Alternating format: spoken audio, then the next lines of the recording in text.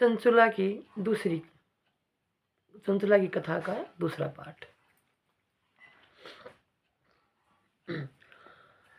इस प्रकार वहां दुष्टों का ही निवास होता है। उस वास्कल नामक ग्राम में किसी समय एक बिंदुक नामधारी ब्राह्मण रहता था। वह बड़ा अधम था, दुरात्मा और महापापी था। यद्यपि उसकी स्त्री बड़ी सुंदरी थी, तो भी वह कुमार्ग पर ही चलता था। उसकी पत्नी का नाम चंचुला था। वह सदा उत्तम धर्म के पालन में लगी रहती थी, तो भी उसे छोड़कर वह दुष्ट ब्राह्मण वैसेगामी हो गया था। इस तरह कुकर्म में लगे हुए उस बिंदु के बहुत वर्ष व्यतीत हो गए। उसकी स्त्री चंचुला काम से पीड़ित होने पर भी सौ धर्मनाशक के भय से कलेश सहकर भी दीर्घ काल तक धर्म से भ्रष्ट नहीं हुई, परंतु दुराचारी पति के आचरण से प्रभावित हो आगे चलकर वह स्त्री भी दुराचारणी हो गई। इस तरह दुराचार में डूबे हुए उन मूढ़ चित्त वाले पति पत्नी का बहुत सा समय वर्ष बीत गया।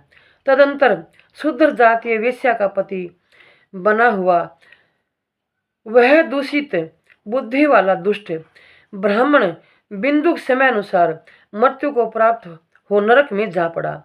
बहुत दिनों तक नरक के दुख भोग कर वह मूढ़ बुद्धि पापी विंध्य पर्वत पर भयंकर पिशाच हुआ।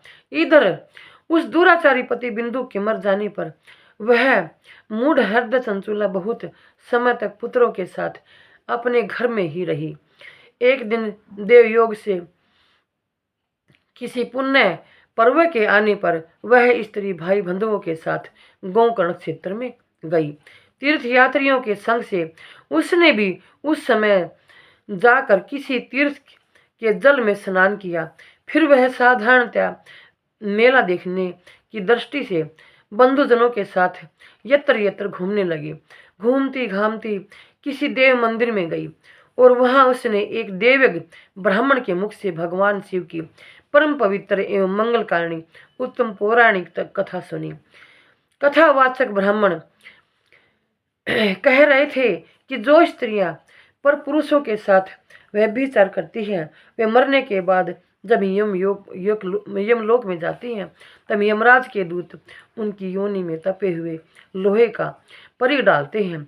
पौराणिक ब्राह्मण के मुख से यह वैराग्य बढ़ाने वाली कथा सुनकर चंचुला भय से व्याकुल हो गई, कांप उठी और कांपने लगी। जब कथा समाप्त हुई और सुनने वाले सब लोग वहां से बाहर चले गए, तब वह भयभीत नारी एकांत में शिव पुराण की कथा बाँचने वाले उन ब्राह्मण देवता से बोली।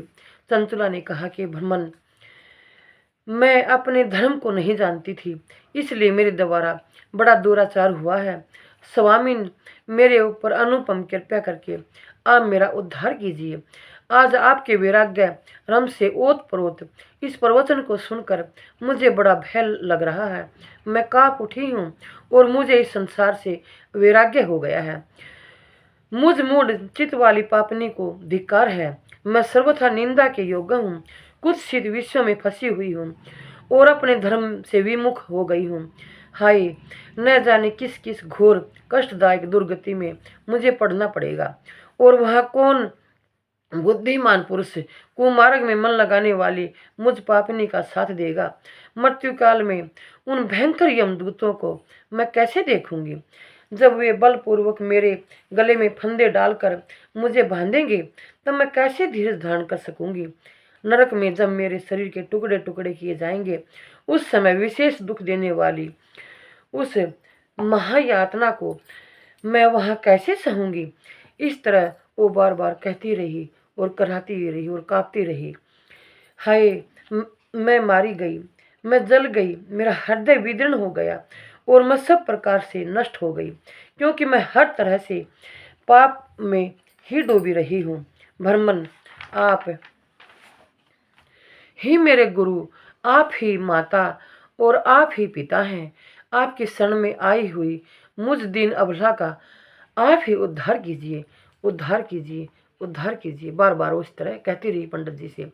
सूत जी कहते हैं कि सोनक इस प्रकार खेद और वैराग्य से युक्त हुई चंचुला ब्राह्मण देवता के दोनों चरणों में गिर पड़ी तब उन बुद्धिमान ब्राह्मण ने कृपया पूर्वक उसे उठाया और इस प्रकार कहा,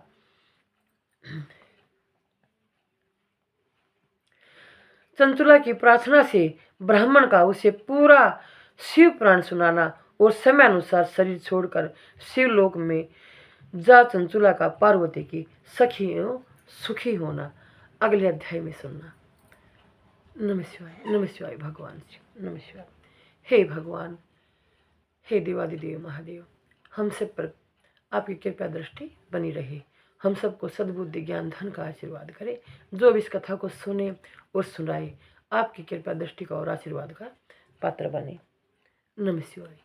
लाइक भी करिए और सब्सक्राइब भी कमेंट में जरूर लिखिए। नमः शिवाय। सनातन धर्म की सदा ही जय।